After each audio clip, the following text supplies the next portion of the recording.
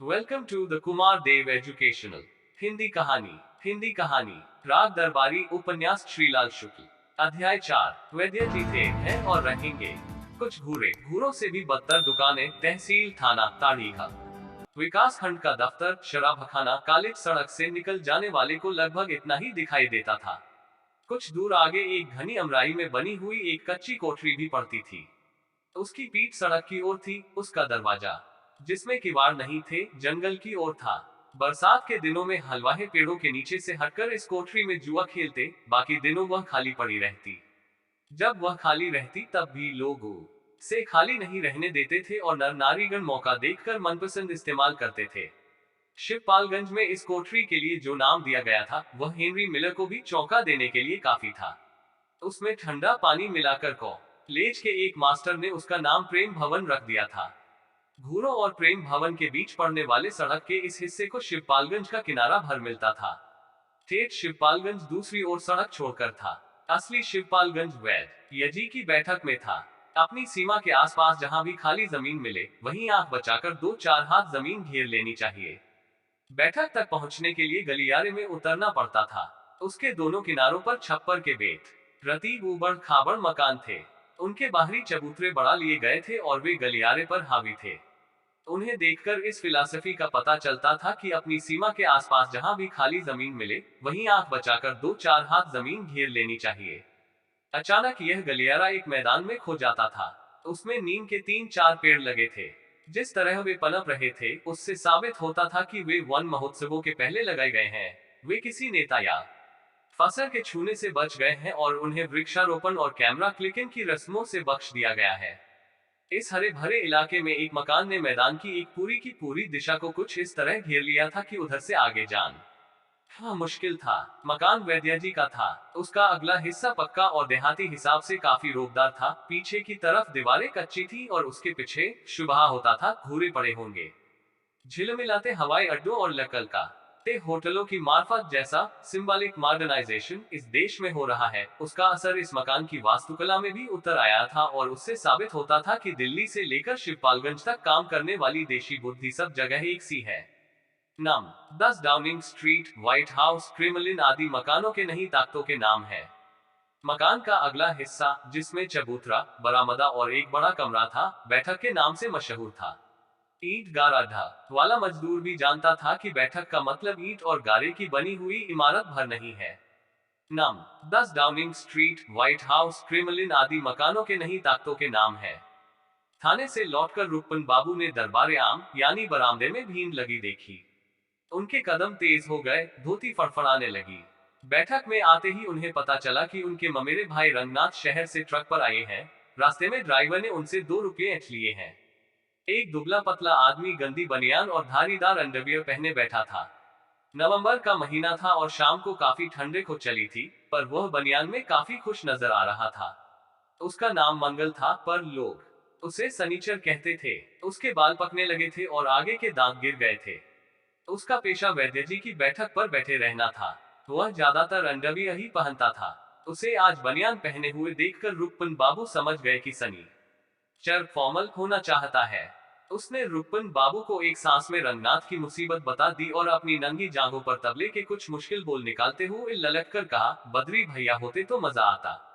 रुक्मन बाबू रंगनाथ से छूटते ही बोले, तुमने अच्छा ही किया रंगनाथ दादा, 2 रुपया देकर झगड़ा साफ किया। जरा जरा सी बात पर खून खराबा करना ठीक नहीं। रंगनाथ रुक्मन बाबू से 1.5 साल बाद मिल रहा था। रुक्मन बाबू की गम वीरता को दिन भर की सबसे दिलचस्प घटना मानते हुए रंगनाथ ने कहा, मैं तो मारपीट पर उतर आया था, बाद में कुछ सोचकर रुक गया। रुक्मन बाबू ने मारपीट के विशेषज्ञ की हैसियत से हाथ उठाकर कहा, तुमने ठीक ही कहा। ऐसे ही झगड़ों से स्टूडेंट कम्युनिटी बदनाम होती है। कंधे पर टिकी हुई धोती का छोर, ताजा खाया हुआ पान, बालों में पड़ा हुआ कई लीटर तेल स्थानीय गुंडागिरी के किसी भी स्टैंडर्ड से वे होनहार लग रहे थे। रंगनाथ ने अब उन्हें ध्यान से देखा।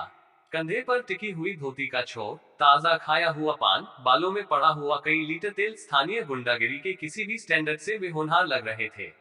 रंगनाथ ने बात बदलने की कोशिश की। पूछा, बद्री दादा कहाँ है?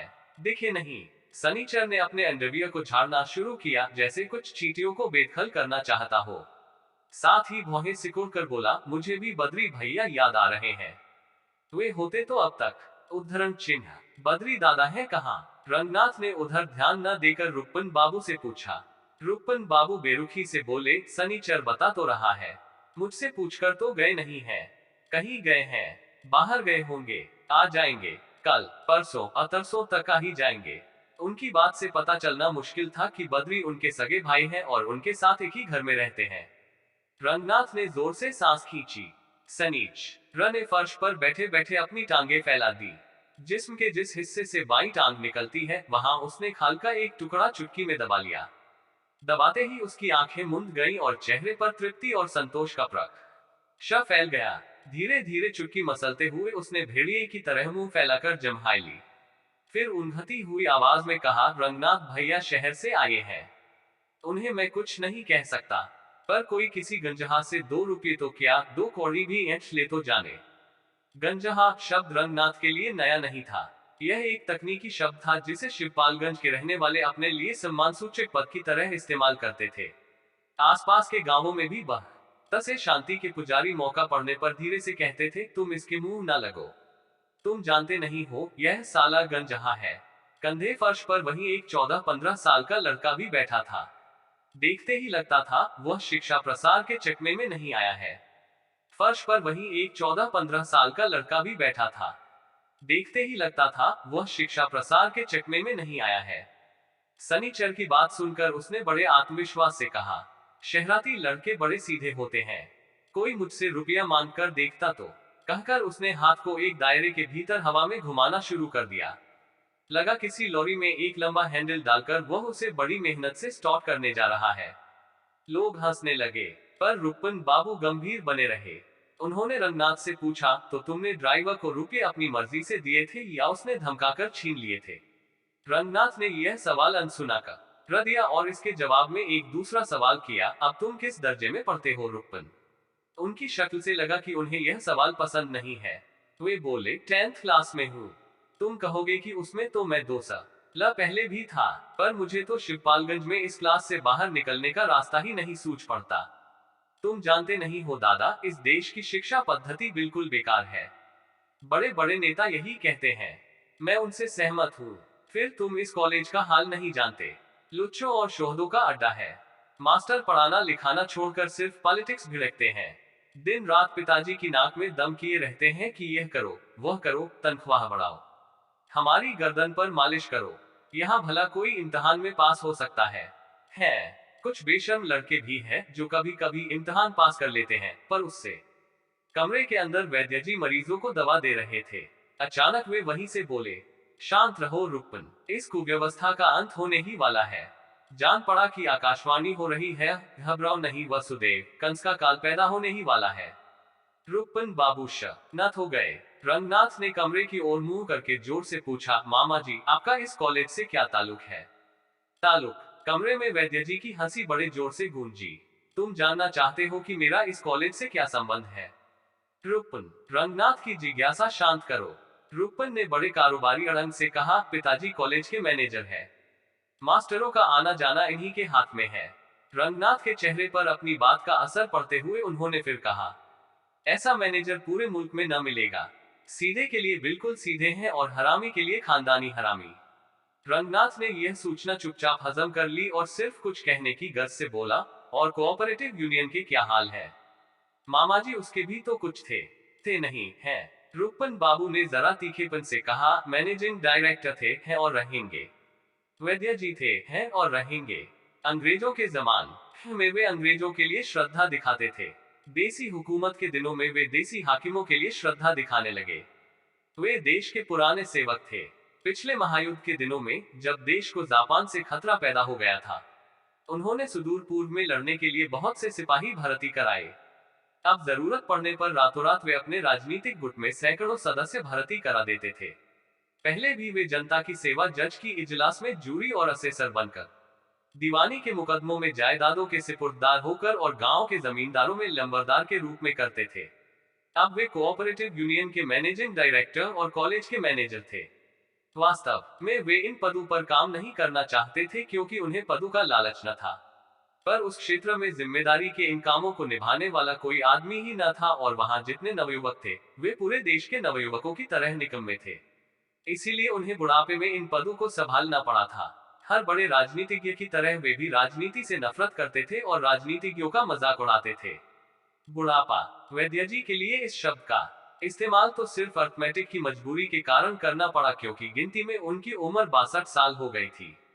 पर राजधानियों में रहकर देश सेवा करने वाले सैकड़ों महापुरुषों की तरह वे भी उम्र के बावजूद बूढ़े न हुए थे, और उन्हीं महापुरुषों की तरह वैद्य जी की यह प्रतिज्ञा थी कि हम बूढ़े तभी होंगे जबकि मर जाएंगे, और जब तक लोग हमें यकीन नहीं दिला देंगे कि तुम मर गए हो, तब तक अपने को जीवित ही समझेंगे और देश सेवा करते रहेंगे। हर बड़े राजनीतिज्ञ की तरह वे भी राजनीति से नफरत करते थे और राजनीतिज्ञों का मजाक उड़ाते थे।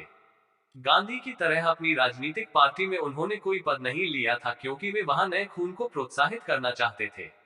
पर कोऑपरेटिव और कॉलेज के मामलों में लोगों ने उन्हें मजबूर कर दिया था, और उन्होंने मजबूर होना स्वीकार कर लिया था। वैद्य जी का एक पेशा वैद्यक का भी था। वैद्यक में उन्हें दो नुस्खे खासतौर से आते थे: गरीबों का मुफ्त इलाज और फायदा न हो तो दाम वापस। इन नुस्खों से दूसरों को जो आराम मिला हो वह तो दूसरी बात है, खुद वैद्य जी को भी आराम की कमी नहीं थी। उन्होंने रोगों का दो वर्ग बना रखे थे: प्रकट रोग और गुप्त रोग। वे प्रकट रोगों की प्रकट रूप से और गुप्त रोगों की गुप्त रूप से चिकित्सा करते थे। रोगों के मामले में उनकी एक यह थ्योरी थी कि सभी रोग ब्रह्मचर्य के नाश से पैदा होते हैं। कॉलेज के लड़कों का तेजहीन मरियल चेहरा देखकर वे प्रायः इस थ्योरी की बात करने लगते थे। अगर कोई कह देता कि लड़कों की तंदुरुस्ती गरीबी और अच्छी खुराक न मिलने से बिगड़ी हुई है, तो वे समझते थे कि वह घुमाकर ब्रह्मचर्य के महत्व को अस्वीकार कर रहा है, और चूंकि ब्रह्मचर्य को न मानने वाला बदचलन होता है, इसलिए गरीबी और खुराक की कमी की बात करने वाला भी बदचलन है। उनकी राय थी कि ब्रह्मचर्य का नाश कर सकने के लिए ब्रह्मचर्य का नाश न होने देना चाहिए। ब्रह्मचर्य के नाश का क्या नतीजा होता है, इस विषय पर वे बड़ा खौफनाक भाषण देते थे। सुकरात ने शायद उन्हें या किसी दूसरे को बताया था कि जिंदगी में 3 बार के बाद चौथी बार ब्रह्मचर्य का नाश करना हो तो पहले अपनी कब्र खोद लेनी चाहिए। इस इंटरव्यू का हाल वे इतने सचित्र रंग से पेश करते थे कि लगता था ब्रह्मचर्य पर सुकरात उनके आज भी अवैतनिक सलाहकार है। उनकी राय में ब्रह्मचर्य न रखने से सबसे बड़ा हर्ज यह होता था कि आदमी बाद में चाहने पर भी ब्रह्मचर्य का नाश करने लायक नहीं रह जाता था। संक्षेप में उनकी राय थी कि ब्रह्मचर्य का नाश कर सकने के लिए ब्रह्मचर्य का नाश न होने देना चाहिए। उनके इन भाषणों को सुनकर कॉलेज के 3/4 लड़के अपने जीवन से निराश हो चले थे। पर उन्होंने एक साथ आत्महत्या नहीं की थी, क्योंकि वैद्य जी के दवाखाने का एक विज्ञापन था: जीवन से निराश नवयुवकों के लिए आशा का संदेश। आशा किसी लड़की का नाम होता तब भी लड़के यह विज्ञापन पढ़कर इतने उत्साहित न होते।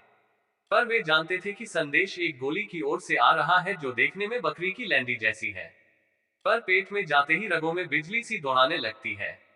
उनकी बातों से लगा कि पहले हिंदुस्तान में वीर्य रक्षा पर बड़ा जोर था, और एक ओर घी दूध की तो दूसरी ओर वीर्य की नदियां बहती थी।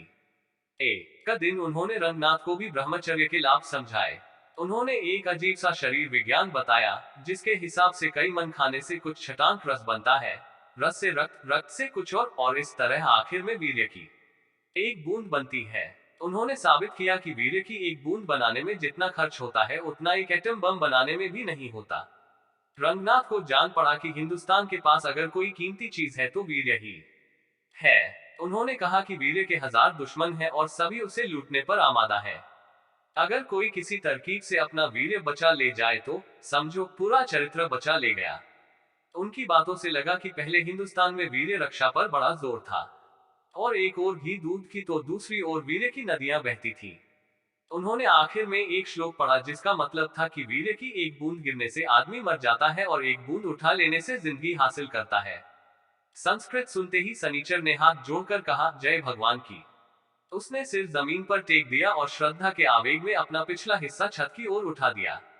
वैद्य जी और भी जोश में आ गए और रंगनाथ से बोले, ब्रह्मचर्य के तेज का क्या कहना? कुछ दिन बाद शीशे में अपना मुंह देखना, तब ज्ञात होगा। रंगनाथ सिर हिलाकर अंदर जाने को उठ खड़ा हुआ। अपने मामा के इस स्वभाव को वह पहले से जानता था। पन बाबू दरवाजे के पास खड़े थे। उन पर वैद्य जी के भाषण का कोई असर नहीं पड़ा था। उन्होंने रंगनाथ से फुसफुसाकर कहा, मुंह पर तेज लाने के लिए आजकल ब्रह्मचर्य की क्या जरूरत? वह तो क्रीम पाउडर के इस्तेमाल से भी आ जाता है। अध्याय 5। ये गंजों के चोचले हैं। पुनर्जन्म के सिद्धांत की इजाद दीवानी की अदालतों में हुई है, ताकि वादी और प्रतिवादी इस अफसोस को लेकर मर सकते हैं कि मुकदमे का फैसला सुनने के लिए अभी अगला जन्म तो पड़ा ही है। पुनर्जन्म के सिद्धांत की इजाद दीवानी की अदालतों में हुई है, ताकि वादी और प्रतिवादी इस अफसोस को लेकर मर सकते हैं कि मुकदमे का फैसला सुनने के लिए अभी अगला जन्म तो पड़ा ही है। वैद्य जी की बैठक के बाहर चबूतरे पर जो आदमी इस समय बैठा था, उसने लगभग 7 साल पहले दीवानी का एक मुकदमा दायर किया था, इसलिए स्वाभाविक था कि वह अपनी बात में पूर्वजन्म के पाप, भाग्य, भगवान, अगले जन्म माँ के कार्यक्रम आदि का नियमित रूप से हवाला देता। उसको लोग लंगड़ कहते थे। माथे पर कबीरपंथी तिलक, गले में तुलसी की कंठी, आंधी पानी झेला हुआ दधियल चेहरा, दुबली पतली देह, मिर्जई पहने हुए। एक पैर घुटने के पास से कटा था, जिसकी कमी एक लाठी से पूरी की गई थी। चेहरे पर पुराने जमाने के उन ईसाई संतों का भाव, जो रोज अपने हाथ से अपनी पीठ पर खींचकर 100 कोड़े मारते हो। उसकी ओर सनीचर ने भांग का गिलास बढ़ाया और कहा, लो भाई लंगड़, पी जाओ, इसमें बड़े बड़े माल पड़े हैं। लंगड़ ने आंखें मूंद कर इनकार किया और थोड़ी देर दोनों में बहस होती रही, जिसका संबंध भंग की गरिमा, बादाम मुनक्के के लाभ, जीवन की क्षण भंगुरता, भोग और त्याग जैसे दार्शनिक विषयों से था। बहस के अंत में सनीचर ने अपना दूसरा हाथ अंडरवियर में पोंछकर सभी तर्कों से छुटकारा पा लिया और सांसारिक विषयों के प्रति उदासीनता दिखाते हुए भुना भुनाकर कहा, पीना हो तो सटाक से गटक जाओ, न पीना हो तो हमारे ठेंगे से। लंगड़ ने जोर से सांस खींची और आंखें मूंद ली, जो कि आत्म दया से पीड़ित व्यक्तियों से लेकर ज्यादा खा जाने वालों तक में भाव प्रदर्शन की एक बड़ी ही कप्रिय मुद्रा मानी जाती है। सनीचर ने उसे छोड़ दिया और एक ऐसी बंदर छाप छलांग लगाकर, जो डार्विन के विकासवादी सिद्धांत की पुष्टि करती थी, बैठक के भीतरी हिस्से पर हमला किया। वहां प्रिंसिपल साहब, क्लर्क, वैद्य जी, रंगनाथ आदि बैठे हुए थे। दिन के 10 बजने वाले थे। सनीचर ने भंग का गिलास अब प्रिंसिपल साहब की ओर बढ़ाया और वही बात कही, पी जाए मास्टर साहब, इसमें बड़े बड़े माल हैं। प्रिंसिपल साहब ने वैद्य जी से कहा, कॉलेज का काम छोड़कर आया हूँ, इसे शाम के लिए रखा जाए। वैद्य जी ने स्नेहपूर्वक कहा, संध्या काल पुनः पी लीजिएगा, कॉलेज छोड़कर आया हूँ। वे फिर बोले, बुश शर्ट, जो उनकी फिलॉसफी के अनुसार मैली होने के बावजूद कीमती होने के कारण पहनी जा सकती थी। रूपन बाबू कॉलेज जाने के लिए घर से तैयार होकर निकले। रोज की तरह कंधे पर पड़ा हुआ धोती का छोर, बुश शर्ट, जो उनकी फिलॉसफी के अनुसार मैली होने के बावजूद कीमती होने के कारण पहनी जा सकती थी। इस समय पान खा लिया था और बाल संवार लिए थे। हाथ में एक मो किताब, जो खास तौर से नागरिक शास्त्र के घंटे में पढ़ी जाती थी और जिसका नाम जेबी जासूस था। जेब में 2 फाउंटेन पेन, एक लाल और एक नीली स्याही का, दोनों बिना स्याही के। कलाई में घड़ी, जो सिद्ध करती थी कि जो जुआ खेलता है उसकी घड़ी तक रेहन हो जाती है और जो जुआरियों का माल रेहन रखता है उस कीमती घड़ी 10 रुपए तक में मिल जाती है। रूपन बाबू ने प्रिंसिपल साहब की बात बाहर निकलते निकलते सुन ली थी। वे वहीं से बोले, कॉलेज को तो आप हमेशा ही छोड़े रहते हैं, वह तो कॉलेज ही है जो आपको नहीं छोड़ता। प्रिंसिपल साहब झेपे, इसलिए हंसे और जोर से बोले, रूपन बाबू बात पक्की कहते हैं। सनीचर ने उछलकर उनकी कलाई पकड़ ली, किलक कर कहा, तो लीजिए, इसी बात पर चढ़ा जाए एक गिलास। वैद्य जी संतोष से प्रिंसिपल का भांग पीना देखते रहे। पीकर प्रिंसिपल साहब बोले, सचमुच ही बड़े बड़े माल पड़े हैं। वैद्य जी ने कहा, भांग तो नामात्र को है और नहीं भी है। वास्तविक द्रव्य तो बादाम, मुनक्का और पिस्ता है। बादाम बुद्धि और वीर्य को बढ़ाता है, मुनक्का रेचक है, इसमें इलायची भी पड़ी है। इसका प्रभाव शीतल है, इससे वीर्य फटता नहीं, ठोस और स्थिर रहता है। मैं तो इसे पे का एक छोटा सा प्रयोग रंगनाथ पर भी कर रहा हूँ। प्रिंसिपल साहब ने गर्दन उठाकर कुछ पूछना चाहा, पर वे पहले ही कह चले, इन्हें कुछ दिन हुए ज्वर रहने लगा था, शक्ति क्षीण हो चली थी, इसीलिए मैंने इन्हें यहाँ बुला लिया है। 2 पत्ती भांग की भी देखना है। 6 मास के पश्चात जब ये यहाँ से जाएंगे तो क्या होकर जाते हैं। कॉलेज के क्लर्क ने कहा, छछूंदर जैसे आए थे, गेंडा बनकर जाएंगे, देख लेना चाचा। जब कभी क्लर्क वैद्य जी को चचा कहता था, प्रिंसिपल सर, आपको अफसोस होता था कि वे उन्हें अपना बाप नहीं कह पाते। जब कभी क्लर्क वैद्य जी को चचा कहता था, प्रिंसिपल साहब को अफसोस होता था कि वे उन्हें अपना बाप नहीं कह पाते। उनका चेहरा उदास हो गया। वे सामने पड़ी हुई फाइलें उल्टने लगे। तब तक लंगड़ दरवाजे पर आ गया। शास्त्रों में शूद्रों के लिए जिस आचरण का विधान है, उसके अनुसार चौखट पर मुर्गी बनकर उसने वैद्य जी को प्रणाम किया।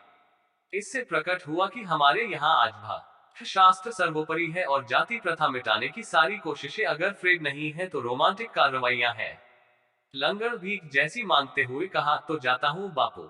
वैद्य जी ने कहा, जाओ भाई, तुम धर्म की लड़ाई लड़ रहे हो, लड़ते जाओ, उसमें मैं क्या सहायता कर सकता हूँ। लंगर ने स्वाभाविक ढंग से कहा, ठीक ही है बापू, ऐसी लड़ाई में तुम क्या करोगे। जब कोई सिफारिश विफारिश की बात होगी तब आकर तुम्हारी चौखट पर सिर रगड़ूंगा। जमीन तक झुककर उसने उन्हें फिर से प्रणाम किया और एक पैर पर लाठी के सहारे झूलता हुआ चला गया। वैद्य जी जोर से हंसे, बोले, इसकी भी बुद्धि बालकों की सी है। हंसते ही वैद्य जी का चेहरा मुलायम हो गया। नेतागिरी की जगह भलमन साहत ने ले ली। एक आचारवान महापुरुष की जगह वे बदचलन जैसे दिखने लगे। वे बहुत कम हंसते थे। रंगनाथ ने चौंक कर देखा, हंसते ही वैद्य जी का चेहरा मुलायम हो गया। नेतागिरी की जगह भलमन साहत ने ले ली। एक आचारवान महापुरुष की जगह वे बदचलन जैसे दिखने लगे। रंगनाथ ने पूछा, यह लड़ाई कैसी लड़ रहा है। प्रिंसिपल साहब सामने फैली हुई फाइलें और चेक बुकें, जिसकी आड़ में वे कभी कभी यहाँ सवेरे सवेरे भंग पीने के लिए आते थे, समेटने लगे थे। हाथ रोककर बोले, इसे तहसील से एक दस्तावेज की नकल लेनी है। इसने कसम खाई है कि मैं रिश्वत न दूंगा और कायदे से ही नकल लूंगा। उधर नकल बाबू ने कसम खाया है कि रिश्वत लूंगा और कायदे से ही नकल दूंगा। इसी की लड़ाई चल रही है। रंगनाथ ने इतिहास में M.A. किया था और न जाने कितनी लड़ाइयों के कारण पड़े थे। सिकंदर ने भारत पर कब्जा करने के लिए आक्रमण किया था, पुरु ने उसका कब्जा न होने पाए, इसलिए प्रतिरोध किया था। इसी कारण लड़ाई हुई थी। अलाउद्दीन ने कहा था कि मैं पद्मिनी को लूंगा, राणा ने कहा कि मैं पद्मिनी को नहीं दूंगा, इसलिए लड़ाई हुई थी। सभी लड़ाइयों की जड़ में यही बात थी। एक पक्ष कहता था लूंगा, दूसरा कहता था नहीं दूंगा, इसी पर लड़ाई होती थी। पर यहाँ लंगर कहता था धर्म से नकल लूंगा, बाबू कहता था धर्म से नकल दूंगा, फिर भी लड़ाई चल रही थी। रंगनाथ ने प्रिंसिपल साहब से इस ऐतिहासिक विपर्य का मतलब पूछा। उसके जवाब में उन्होंने अवधि में एक कहावत कही, जिसका शाब्दिक अर्थ था, हाथी आते हैं, घोड़े जाते हैं, बेचारे ऊंट गोते खाते हैं। यह कहावत शायद किसी जिंदा अजायब घर पर कही गई थी, पर रंगनाथ इतना तो समझ ही गया कि इशारा किसी सरकारी दफ्तर की लंबाई, चौड़ाई और गहराई की ओर है। फिर भी वह लंगर और नकल बाबू के बीच चलने वाले धर्मयुद्ध की डिजाइन नहीं समझ पाया। उसने अपना सवाल और स्पष्ट रूप से प्रिंसिपल साहब के सामने पेश किया। उनकी ओर से क्लर्क बोला, ये गंजों के चोचले हैं, मुश्किल से समझ में आते हैं। लंगर यहाँ से 5 कोस दूर एक गांव का रहने वाला है। बीवी मर चुकी है, लड़कों से यह नाराज है और उन्हें अपने लिए मरा हुआ समझ चुका है। भगत आदमी है, कबीर और दादू के भजन गाया करता था। गाते गाते थक गया तो बैठे ठाले एक दीवानी का मुकदमा दायर कर बैठा। मुकदमे के लिए एक पुराने फैसले की नकल चाहिए। उसके लिए पहले तहसील में दरख्वास्त दी थी। दरख्वास्त में कुछ कमी रह गई, इसलिए वह खारिज हो गई। इस पर इसने दूसरी दरख्वास्त दी। कुछ दिन हुए, यह तहसील में नकल लेने गया। नकलनवीस चिड़ीमार निकला, उसने 5 रुपए मांगे। लंगर बोला कि रेट 2 रुपए का है। इसी पर बहस हो गई। 2-4 वकील खड़े थे, उन्होंने पहले नकलनवीस से कहा कि भाई 2 रुपए में ही मान जाओ, यह बेचारा लंगड़ा है, नकल लेकर तुम्हारे गुण गाएगा। पर वह अपनी बात से बाल बराबर भी नहीं खिसका। एकदम से मर्द बन गया और बोला कि मर्द की बात एक होती है, जो कह दिया वही लूंगा। तनख्वाह तो दारूकलिया पर खर्च करते हैं और लड़कियां ब्याहने के लिए घूस लेते हैं। तब वकीलों ने लंगर को समझाया, बोले कि नकल बाबू भी घर गिरस्तीदार आदमी है, लड़कियां ब्याहनी है, इसलिए रेट बढ़ा दिया है, मान जाओ और 5 रुपए दे दो।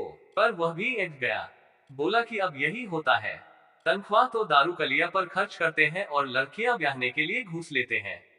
नकल बाबू बिगड़ गया, गुर्राकर बोला कि जाओ, हम इसी बात पर घूस नहीं लेंगे, जो कुछ करना होगा कायदे से करेंगे। वकीलों ने बहुत समझाया कि ऐसी बात न करो, लंगर भगत आदमी है, उसकी बात का बुरा ना मानो, पर उसका गुस्सा एक बार चढ़ा तो फिर नहीं उतरा। सच तो यह है, रंगनाथ बाबू की लंगर ने गलत नहीं कहा था। इस देश में लड़कियां ब्याहना भी चोरी करने का बहाना हो गया है। एक रिश्वत लेता है तो दूसरा कहता है कि क्या करे बेचारा, बड़ा खानदान है, लड़कियां ब्याहनी है। सारी बदमाशी का तोड़ लड़कियों के ब्याह पर होता है। इस देश में लड़कियां ब्याहना भी चोरी करने का बहाना हो गया है। एक रिश्वत लेता है तो दूसरा कहता है कि क्या करे बेचारा, बड़ा खानदान है, लड़कियां ब्याहनी हैं। जो भी हो, लंगड़ और नकल बाबू में बड़ी हुज्जत हुई। अब घूस के मामले में बात बात पर हुज्जत होती ही है। पहले सधा काम होता था। पुराने आदमी बात के पक्के होते थे। 1 रुपया टिका दो, दूसरे दिन नकल तैयार। अब नए नए स्कूली लड़ के दफ्तर में घुस आते हैं और लेने देन का रेट बिगाड़ते हैं। इन्हीं की देखा देखी पुराने आदमी भी मनमानी करते हैं। अब रिश्वत का देना और रिश्वत का लेना दोनों बड़े झंझट के काम हो गए हैं। लंगर को भी गोश आ गया। उसने अपनी कंठी छूकर कहा कि जाओ बाबू, तुम कायदे से ही काम करोगे तो हम भी कायदे से ही काम करेंगे। अब तुमको एक कानी कौड़ी न मिलेगी। हमने दरख्वास्त लगा दी है, कभी न कभी तो नंबर आएगा ही। उसके बाद लंगर ने जाकर तहसीलदार को सब हाल बताया। तहसीलदार बहुत हंसा और बोला कि शाबाश लंगर, तुमने ठीक ही किया। तुम्हें इस लेन देन में पड़ने की कोई जरूरत नहीं। नंबर आने पर तुम्हें नकल मिल जाएगी। उसने पेशकार से कहा, देखो लंगर बेचारा 4 महीने से हैरान है। अब कायदे से काम होना चाहिए, इन्हें कोई परेशान न करे। इस पर पेशकार बोला कि सरकार, यह लंगड़ा तो झक्की है, आप इसके झमेले में न पड़े। तब लंगर पेशक र पर बिगड़ गया। झाए झाए होने लगी। किसी तरह दोनों में तहसीलदार ने सुलह कराई। लंगर जानता है कि नकल बाबू उसकी सरख्वास बेचारी तो चींटी की जान जैसी है। उसे लेने के लिए कोई बड़ी ताकत न चाहिए। दरख्वास्त को किसी भी समय खारिज कराया जा सकता है। फीस का टिकट कम लगा है, मिसिल का पता गलत लिखा है, एक खाना अधूरा पड़ा है, ऐसी ही कोई बात पहले नोटिस बोर्ड पर लिख दी जाती है और अगर उसे दी गई तारीख तक ठीक न किया जाए तो दरख्वास्त खारिज कर दी जाती है। इसीलिए लंगर ने अब पूरी पूरी तैयारी कर ली है। वह अपने गांव चला आया है। अपने घर में उसने ताला लगा दिया है। खेत पात फसल बैल बधिया सब भगवान के भरोसे अड़ाया है। अपने एक रिश्तेदार के यहाँ डेरा दिया है और सवेरे से शाम तक तहसील के नोटिस बोर्ड के आसपास चक्कर काटा करता है। उसे डर है कि कहीं ऐसा न हो कि नोटिस बोर्ड पर उसकी दरख्वास्त की कोई खबर निकले और उसे पता ही न चले, चूंकि नहीं की दरख्वास्त खारिज हुई। एक बार ऐसा हो भी चुका है। आदमी का जब करम फूटता है तभी उसे थाना कचहरी का मुंह देखना पड़ता है। उसने नकल लेने के सब कायदे रख डाले हैं। फीस का पूरा चार्ट याद कर लिया है। आदमी का जब करम फूटता है तभी उसे थाना कचहरी का मुंह देखना पड़ता है। लंगर का भी करम फूट गया है। पर इस बार जिस तरह से वह तहसील पर टूटा है, उससे लगता है कि पट्टा नकल लेकर ही रहेगा। रंगनाथ ने अपने जीवन में अब तक काफी बेवकूफियां की थी, इसलिए उसे अनुभवी नहीं कहा जा सकता था। लंगर के इतिहास का उसके मन पर बड़ा ही गहरा प्रभाव पड़ा और वह भावुक हो गया। भावुक होते ही कुछ करना चाहिए कि भावना उसके मन को मथने लगी। पर क्या करना चाहिए, इसका जवाब उसके पास नहीं था। जो भी हो, भीतर ही भीतर जब बात बर्दाश्त से बाहर होने लगी तो उसने भुना भुनाकर कह ही दिया, यह सब गलत है, कुछ करना चाहिए। क्लर्क ने शिकारी कुत्ते की तरह झपटकर यह बात दबोच ली।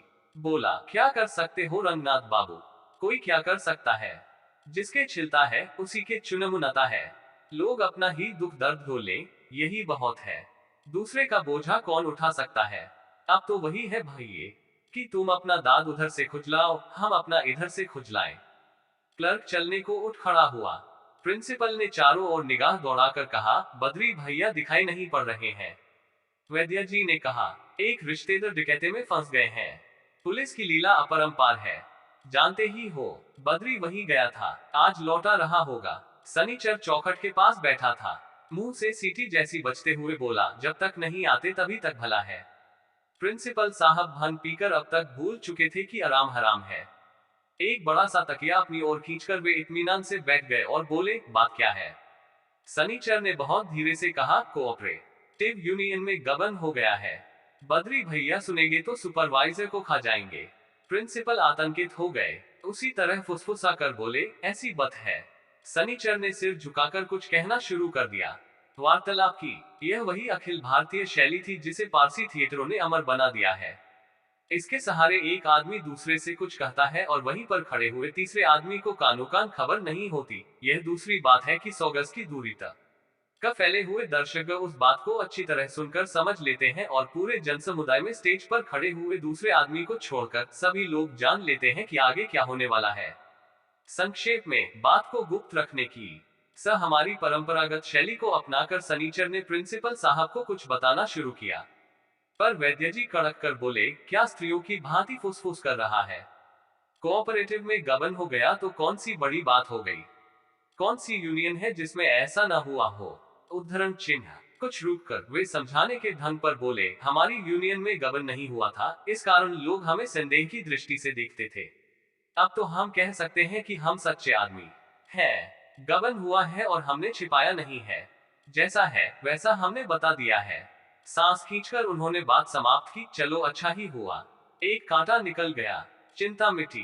प्रिंसिपल साहब तकिए के सहारे निश्चल बैठे रहे। आखिर में एक ऐसी बात बोले जिसे सब जानते हैं।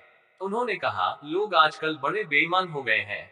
यह बात बड़ी ही गुणकारी है और हर भला आदमी इसका प्रयोग मल्टीविटामिन टिक्कियों की तरह दिन में 3 बार खाना खाने के बाद कर सकता है। पर क्लर्क को इसमें कुछ व्यक्तिगत आक्षेप जैसा जान पड़ा। उसने जवाब दिया, आदमी आदमी पर है। अपने कॉलेज में तो आज तक ऐसा नहीं हुआ। वैद्य जी ने उसे आत्मीयता की दृष्टि से देख और मुस्कुराए। कोऑपरेटिव यूनियन वाल गबन बीज गोदाम से गेहूं निकाल कर हुआ था। उसी की ओर इशारा करते हुए बोले, कॉलेज में गबन कैसे हो सकता है? वहां गेहूं का गोदाम नहीं होता। एक बार हंसी शुरू हुई तो आगे का काम भंग ने संभाल लिया। वे हंसते ही रहे। यह मजाक था। प्रिंसिपल साहब हंसे। एक बार हंसी शुरू हुई तो आगे का काम भंग ने संभाल लिया। वे हंसते ही रहे। पर क्लर्क व्यक्तिगत आक्षेप के संदेह से पीड़ित जान पड़ता था। उसने कहा, पर चाचा, कॉलेज में तो भूसे के सैकड़ों गोदाम है। हरेक के दिमाग में भूसा ही भरा है। इस पर और भी हंसी हुई। सनीचर और रंगनाथ भी हंसे। हंसी की लहर चबूतरे तक पहुंच गई। वहां पर बैठे हुए 2-4 गुमनाम आदमी भी असंप्रज्ञ भाव से हंसने लगे। क्लर्क ने प्रिंसिपल को आंख से चलने का इशारा किया। यह हमारी गौरवपूर्ण परंपरा है कि असल बात 2-4 घंटे की बातचीत के बाद अंत में ही निकलती है। अतः वैद्य जी ने अब प्रिंसिपल साहब से पूछा, और कोई विशेष बात? कुछ नहीं, वही खन्ना वाला मामला है। परसों दर्जे में काला चश्मा लगाकर पढ़ा रहे थे। मैंने वही खींच कर रख दिया। लड़कों को बहका रहे थे। मैंने कहा, लो पुत्रवर, तुम्हें हम यही घसीट कर फीता बनाए देते हैं। प्रिंसिपल साहब ने अपने ऊपर बड़ा संयम दिखाया था, पर यह बात खत्म करते करते अंत में उनके मुंह से फिक फिक जैसी कोई चीज निकल ही गई। प्रत्यय का बड़े नेता का एक एक विरोधी है। सभी ने स्वेच्छा से अपना अपना विरोधी पकड़ रखा है। यह जनतंत्र का सिद्धांत है। वैद्य जी ने गंभीरता से कहा, ऐसा न करना चाहिए। विरोधी से भी सम्मानपूर्ण व्यवहार करना चाहिए। देखो ना, प्रत्येक बड़े नेता का एक एक विरोधी है। सभी ने स्वेच्छा से अपना अपना विरोधी पकड़ रखा है। यह जनतंत्र का सिद्धांत है। हमारे नेतागण चुपचाप अपनी चाल चलते रहते हैं। कोई किसी से प्रभावित नहीं होता। यह आदर्श विरोध है। आपको भी यही रुख अपनाना चाहिए। क्लर्क पर राजनीति के इन मौलिक सिद्धांतों का कोई असर नहीं हुआ। वह बोला, इससे कुछ नहीं होता चाचा। खन्ना मास्टर को मैं जानता हूँ। इतिहास में M.A. है, पर उन्हें अपने बाप तक का नाम नहीं मालूम। सिर्फ पार्टीबंदी के उस्ताद हैं। अपने घर पर लड़कों को बुला बुलाकर जुआ खिलाते हैं। उन्हें ठीक करने का सिर्फ एक तरीका है, कभी पकड़कर दनादन दनादन लगा दिए जाए। बात जूता मारने की पद्धति और परंपरा पर आ गई। इस बात ने वैद्य जी को और भी गंभीर बना दिया, पर और लोग उत्साहित हो उठे। बात जूता मारने की पद्धति और परंपरा पर आ गई।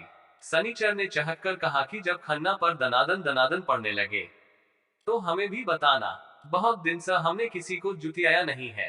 हम भी 2-4 हाथ लगाने चलेंगे। एक आदमी बोला कि जूता अगर फटा हो और 3 दिन तक पानी में भिगोया गया हो तो मारने में अच्छी आवाज करता है और लोगों को दूर दूर तक सूचना मिल जाती है कि जूता चल रहा है। दूसरा बोला कि पढ़े लिखे आदमी को जुतिया ना हो तो गोरक्षक जूते का प्रयोग करना चाहिए ताकि मार तो पड़ जाए, पर ज्यादा बेंच न हो। चबूतरे पर बैठे बैठे एक तीसरे आदमी ने कहा कि जुतियाने का सही तरीका यह है कि गिनकर 100 जूते मारने चले, 99 तक आते आते पिछली गिनती भूल जाए और 1 से गिनकर फिर नए सिरे से जूता लगाना शुरू कर दे। चौथे आदमी ने इसका अनुमोदन करते हुए कहा कि सचमुच जुतियाने का यही एक तरीका है और इसीलिए मैंने भी 100 तक गिनती याद करनी शुरू कर दी है। अध्याय 6। बाबू रामधीन भीख हुई। शहर से देहात को जाने वाली सड़क पर एक साइकिल रिक्शा चला जा रहा था। रिक्शा वाला रंगीन बनियान, हाफ पैंट, लंबे बाल, दुबले पतले जिस्म वाला नौजवान था। उसका पसीने से लथपथ चेहरा देखकर वेदना का फोटोग्राफ नहीं बल्कि वेदना का कार्टून आंख के आगे आ जाता था। रिक्शे पर अपनी दोनों जांघों पर हाथों की मुट्ठियां जमाए हुए बद्री पहलवान बैठे थे। रिक्शे पर उनके पैरों के पास एक संदूक रखा हुआ था। दोनों पैर संदूक के सिरों पर जमाकर स्थापित कर दिए गए थे। इस तरह पैर टूटकर रिक्शे के नीचे भले ही गिर जाए, संदूक के नीचे गिरने का कोई खतरा न था। संध्या का बेमतलब सुहावना समय था। पहलवान का गांव अभी 3 मील दूर होगा। उन्होंने शेर की तरह मुंह खोलकर जम्हाई ली और उसी लपेट में कहा, इस साल फसल कमजोर जा रही है। रिक्शा वाला कृषि विज्ञान और अर्थशास्त्र पर गोष्ठी करने के मूड में न था। वह चुपचाप रिक्शा चलाता रहा। पहलवान ने अब उससे साफ साफ पूछा, किस जिले के हो? तुम्हारे उधर फसल की क्या हालत है? रिक्शे वाले ने सिर को पीछे नहीं मोड़ा। आंख पर आती बालों की लट को गर्दन की लोचेदार झटक के साथ मत्थे के ऊपर फेंककर उसने कहा, फसल? हम देहाती नहीं है ठाकुर साहब का, सर शहर के रहने वाले हैं। इसके बाद वह कूल्हे मटका मटका कर जोर से रिक्शा चलाने लगा। आगे जाने वाले एक दूसरे रिक्शे को देखकर उसने घंटी बजाई। पहलवान ने दूसरी जम्हाई ली और फसल की ओर फिर से ताकना शुरू कर दिया। रिक्शा वाला सवारी की यह बेरुखी देखकर उलझन में पड़ गया। रंग जमाने के लिए उसने आगे वाले रिक्शे वाले को ललकारा, अबे ओ बागड़ू, चल बाई तरफ। आगे का रिक्शा वाला बाई तरफ हो लिया। पहलवान का रिक्शा उसके पास से आगे निकल गया। निकलते निकलते इस रिक्शे वाले ने बाई ओर के रिक्शा वाले से पूछा, क्यों, गोंडा का रहने वाला है या बहराइच का? वह रिक्शे वाला एक आदमी को कुछ गठरियों और एक गठरीनुमा बीबी के साथ लाद कर धीरे धीरे चल रहा था। इस भाईचारे से खुश होकर बोला, गोंडा में रहते हैं भैया। उद्धरण चिन्ह। शहरी रिक्शे वाले ने मुंह से सिनेमा वाली सीटी बजाकर और आंखें फैलाकर कहा, वही तो। पहलवान ने इसे भी अनसुना कर दिया। सांस खींचकर कहा, जरा स्पीड बाय रहो मास्टर। उद्धरण चिन्ह। रिक्शा वाला सीट पर उचक उचक कर रफ्तार बाने और साथ ही भाषण देने लगा, ये गोंडा बहराइच और इधर उधर के रिक्शा वाले आकर यहाँ का चलन बिगाड़ते हैं। दाएं बाएं की तमीज नहीं। इनसे ज्यादा समझदार तो भूसा गाड़ियों के बैल होते हैं। बिल्कुल हुश है। अंग्रेजी बाजारों में बिरहा गाते निकलते हैं। मोची तक को रिक्शे पर बैठाकर उसे हुजूर सरकार कहते हैं। कोई पूछ दे कि मालेवे न्यू का फ्रैम्पटन स्क्वायर चलो तो दांत निकाल देते हैं। इनके बाप ने भी कभी इन जगहों का नाम सुना हो तो? पहलवान ने सिर हिलाया, कहा, ठीक कहते हो मास्टर। उधर वाले बड़े दलिद्दर होते हैं, सत्तू खाते हैं और चना चबाकर रिक्शा चलाते हैं। 4 साल में बीमारी घेर लेती है तो भिखयाने लगते हैं। रिक्शे वाले ने हिकारत से कहा, चमड़ी चली जाए पर दमड़ी न जाए, बड़े मक्खी चूस होते हैं। पारसाल लू में 1 साला रिक्शा चलाते चलाते सड़क पर ही टे बोल गया। देह पर बनियान न थी पर टैंक से 22 रुपये निकले। पहलवान ने सिर हिलाकर कहा, लू बड़ी खराब चीज होती है। जब चल रही हो तो घर से निकलना न चाहिए। खा पी कर दरवाजा बंद करके पड़े रहना चाहिए। बात बड़ी मौलिक थी। रिक्शे वाले ने हिकड़ी से कहा, मैं तो यही करता हूँ। गर्मियों में बस शाम को सनीमी के टाइम गाड़ी निकालता हूँ। पर ये साले देहाती रिक्शा वाले, इनकी न पूछिए ठाकुर साहब, साले जान पर खेल जाते हैं। चवन्नी के पीछे मुंह से फेना गिराते हुए दोपहर को भी मीलों चक्कर काटते हैं। इक्के का घोड़ा भी उस वक्त पेड़ का साया नहीं छोड़ता, पर ये साले मारे हिकारत के रिक्शे वाले का मुंह थूक से भर गया और गला रुंध गया। उसने थूक कर बात खत्म की, साले जरा सी गर्म हवा लगे ही सड़क पर लेट जाते हैं। उद्धरण चिन्ह। पहलवान की दिलचस्पी इस बातचीत में खत्म हो गई थी। वे चुप रहे। रिक्शा वाले ने रिक्शा धीमा किया और बोला, सिगरेट पी ली जाए। पहलवान उतर पड़े और रिक्शे पर जोर देकर एक और खड़े हो गए। रिक्शे वाले ने सिगरेट सुलगा ली। कुछ देर वह चुपचाप सिगरेट पीता रहा, फिर मुंह से धुएं के गोल गोल छल्ले छोड़कर बोला, उधर के देहाती रिक्शा वाले दिन रात बीड़ी फूंक फूंक कर दांत खराब करते रहते हैं। उद्धरण चिन्ह। अब तक पीछे का रिक्शा वाला भी आ गया। फटी धोती और नंगा बदन। वह कौंक कौंक कर रिक्शा खींच रहा था। शहरी रिक्शे वाले को देखकर भाईचारे के साथ बोला, भैया तुम भी गोंडा के हो क्या? सिगरेट फूंकते हुए इस रिक्शे वाले ने नाक सिकोड़कर कहा, अबे परे हट, क्या बकता है?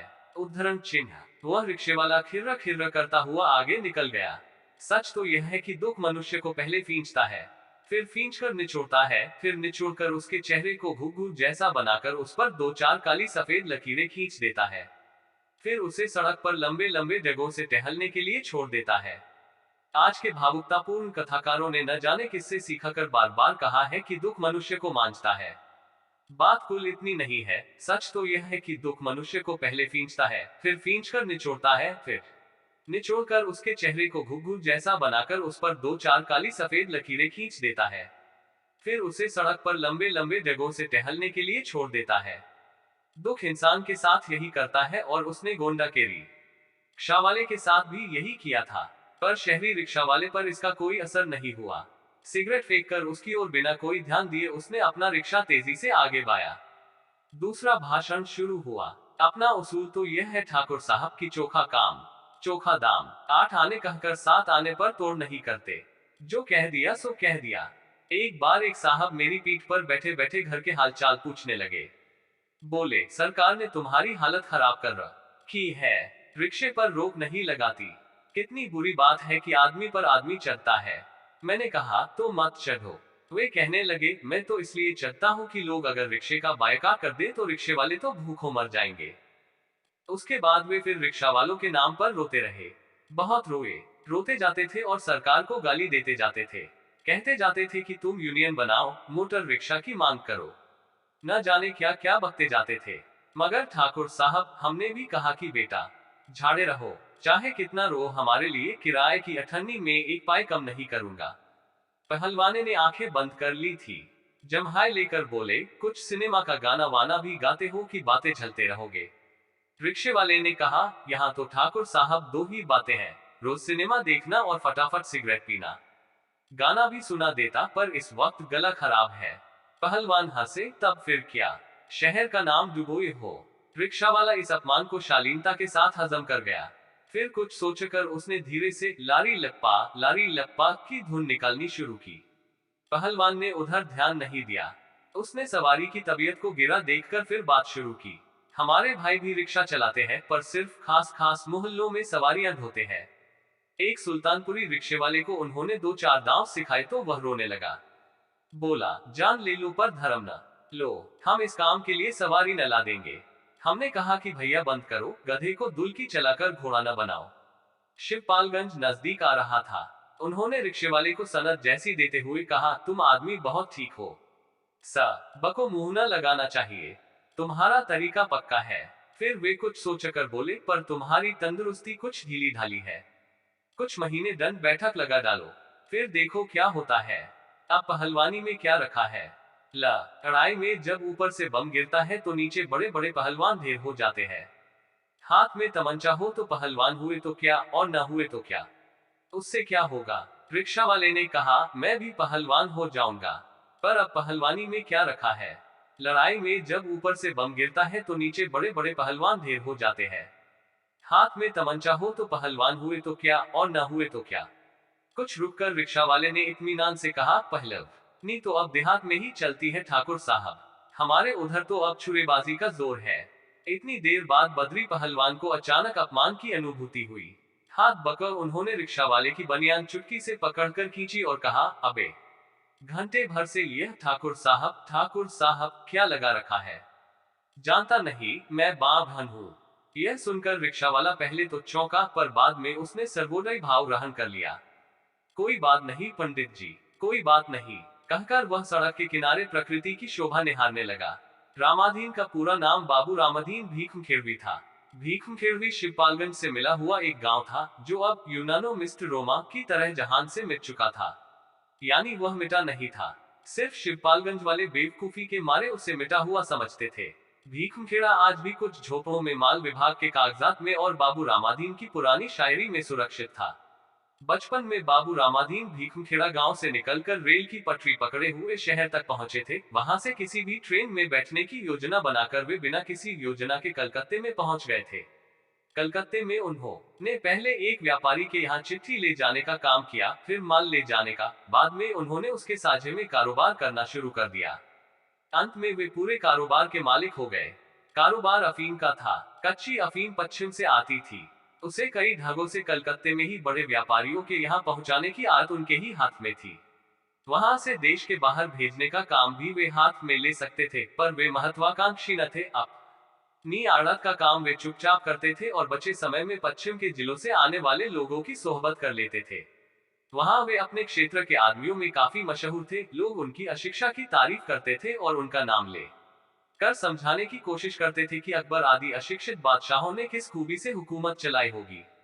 अफीम के कारोबार में अच्छा पैसा आता था और दूसरे व्यापारियों से इसमें ज्यादा स्पर्धा भी नहीं रखनी पड़ती थी। इस व्यापार में सिर्फ एक छो यही खराबी थी कि यह कानून के खिलाफ पड़ता था। इसका जिक्र आने पर बाबू रामाधीन अपने दोस्तों में कहते थे, इस बारे में मैं क्या कर सकता हूँ, कानून मुझसे पूछकर तो बनाया नहीं गया था। उद्धरण चिन्ह। जब बाबू रामाधीन अफीम कानून के अंतर्गत गिरफ्तार होकर मजिस्ट्रेट के सामने पेश हुए तो वहां भी उन्होंने यही रवैया अपनाया। उन्होंने अंग्रेजी कानून की निंदा करते हुए महात्मा गांधी का हवाला दिया और यह बताने की कोशिश की कि विदेशी कानून मनमाने ढंग से बनाए गए हैं और हर एक छोटी सी बात को जुर्म का नाम दे दिया गया है। उन्होंने कहा, जनाब, अफीम एक पौधे से पैदा होती है। पौधा उगता है तो उसमें खूबसूरत से सफेद फूल निकलते हैं। अंग्रेजी में उसे पॉपी कहते हैं। उसी की एक दूसरी किस्म भी होती है जिसमें लाल फूल निकलते हैं। उसे साहब लोग बंगले पर लगाते हैं। उस फूल की एक तीसरी किस्म भी होती है जिसे डबल पॉपी कहते हैं। हजूर, ये सब फूल पत्तों की बातें हैं, इनसे जुर्म का क्या सरोकार। उसी सफेद फूल वाले पॉपी के पौधे से बाद में यह काली काली चीज निकलती है। यह दवा के काम आती है, इसका कारोबार जुर्म नहीं हो सकता। जिस कानून में यह जुर्म बताया गया है वह काला कानून है। वह हमें बर्बाद करने के लिए बनाया गया है। सजा तो उस जमाने में हो ही जाती थी, असली चीज सजा के पहले इजलास में दिया जाने वाला लेक्चर था। बाबू रामाधीन को मालूम था कि इस तरह लेक्चर देकर सैकड़ों लोग क्रांतिकारियों से लेकर अहिंसावादियों तक शहीद हो चुके हैं और उन्हें यकीन था कि इस लेक्चर से उन्हें भी शहीद बनने में आसानी होगी। इस लेक्चर के बावजूद बाबू रामाधीन को 2 साल की सजा हो गई। पर सजा तो उस जमाने में हो ही जाती थी, असली चीज सजा के पहले इजलास में दिया जाने वाला लेक्चर था। बाबू रामाधीन को मालूम था कि इस तरह लेक्चर देकर सैकड़ों लोग क्रांतिकारियों से लेकर अहिंसवादियों तक शहीद हो चुके हैं और उन्हें यकीन था कि इस लेक्चर से उन्हें भी शहीद बनने में आसानी होगी। पर सजा भुगत कर आने के बाद उन्हें पता चला कि शहीद होने के लिए उन्हें अफीम कानून नहीं, नमक कानून तोड़ना चाहिए था। कुछ दिन कलकत्ते में घूम फिरकर उन्होंने देख लिया कि वे बाजार में उखड़ चुके हैं। अफसोस में उन्होंने एक आध शेर कहे और इस बार टिकट लेकर वे अपने गांव वापस लौट आए। आकर वे शिवपालगंज में बस गए। उन्होंने लोगों का इतना तक सच बता दिया कि उनकी आग की दुकान बंद हो गई है। इससे आगे बताने की जरूरत न थी। उन्होंने एक छोटा सा कच्चा पक्का मकान बनवा लिया, कुछ खेत लेकर किसानी शुरू कर दी, गांव के लड़कों को कौड़ी की जगह तक से जुआ खेलना सिखा दिया और दरवाजे पर पड़े पड़े कलकत्ता प्रवास के किस्से सुनाने में दक्षता प्राप्त कर ली। तभी गांव पंचायतें बनी और कलेक्टे की करामात के सहारे उन्होंने अपने एक चचेरे भाई को सभापति भी बनवा दिया। शुरू में लोगों को पता ही न था कि सभापति होता क्या है, इसलिए उनके भाई को इस पद के लिए चुनाव तक नहीं लड़ना पड़ा। कुछ दिनों बाद लोगों को पता चल गया कि गांव में 2 सभापति हैं, जिनमें बाबू रामाधीन गांव सभा की जमीन का पट्टा देने लिए है और उनका चचेरा भाई जरूरत पड़े तो गबन के मुकदमे में जेल जाने के लिए है। बाबू रामाधीन का एक जमाने तक गांव में बड़ा दौर दौरा रहा। उनके मकान के सामने एक छप्पर का बंगला पड़ा था जिसमें गांव के नौजवान जुआ खेलते थे। एक और भंग की ताजी पत्ती घुटती थी। वातावरण बड़ा काव्यपूर्ण था। उन्होंने गांव में पहली बार कैना, नेस्टरियम, लाकस्पर आदि अंग्रेजी फूल लगाए थे। इनमें लाल रंग के कुछ फूल थे जिसने बारे वे कभी कभी कहते थे, यह पॉपी है और यह साला डबल पॉपी है। भीम खिड़वी के नाम से ही प्रकट था कि वे शायर भी होंगे। अब तो वे नहीं थे, पर कलकत्ता के अच्छे दिनों में वे एक आध बार शायर हो गए थे। उर्दू कवियों की सबसे बड़ी विशेषता उनका मातृभूमि प्रेम है। इसलिए बंबई और कलकत्ता में भी वे अपने गांव या कस्बे का नाम अपने नाम के पीछे बांधे रहते हैं और उसे खटखटा नहीं समझते। अपने को गोंडवी, सलोनवी और अमरोहवी कहकर वे कलकत्ता बंबई के कूप मंडूक लोगों को इशारे से समझाते हैं कि सारी दुनिया तुम्हारे शहर ही में सीमित नहीं है। जहां बंबई है वहां गोंडा भी है। जिसे अपने को बंबई में संडीलवी कहते हुए शर्म नहीं आती, वही कुर्ता पायजामा पहनकर और मुंह में 4 पान और 4 लीटर थूक भरकर न्यूयॉर्क के फुटपाथों पर अपने देश की सभ्यता का झंडा खड़ा कर सकता है। एक प्रकार से यह बहुत अच्छी बात है, क्योंकि जन्मभूमि के प्रेम से ही देश प्रेम पैदा होता है। जिसे अपने को बंबई में संडीलवी कहते हुए शर्म नहीं आती, वही कुर्ता पायजामा पहनकर और मुंह में 4 पान और 4 लीटर थूक भरकर न्यूयॉर्क के फुटपाथों पर अपने देश की सभ्यता का झंडा खड़ा कर सकता है। जो कलकत्ता में अपने को बाराबंकी कहते हुए हिचकता है, वही यकीनन विलायत में अपने को हिंदुस्तानी कहते हुए हिचकेगा। इसी सिद्धांत के अनुसार रामाधीन कलकत्ता में अपने दोस्तों के बीच बू रामाधीन भीखम खिड़वी के नाम से मशहूर हो गए थे। यह सब दानिश तानवी की सोहबत में हुआ था। वे टांडवी की देखा देखी उर्दू कविता में दिलचस्पी लेने लगे और चूंकि कविता में दिलचस्पी लेने की शुरुआत कविता लिखने से होती है, इसलिए दूसरों के देखते देखते उन्होंने एक दिन एक शेर लिख डाला। जब उसे टांडवी साहब ने सुना तो, जैसा कि एक शायर को दूसरे शायर के लिए कहना चाहिए, कहा, अच्छा शेर कहा है। रामाधीन ने कहा, मैंने तो शेर लिखा है, कहा नहीं है।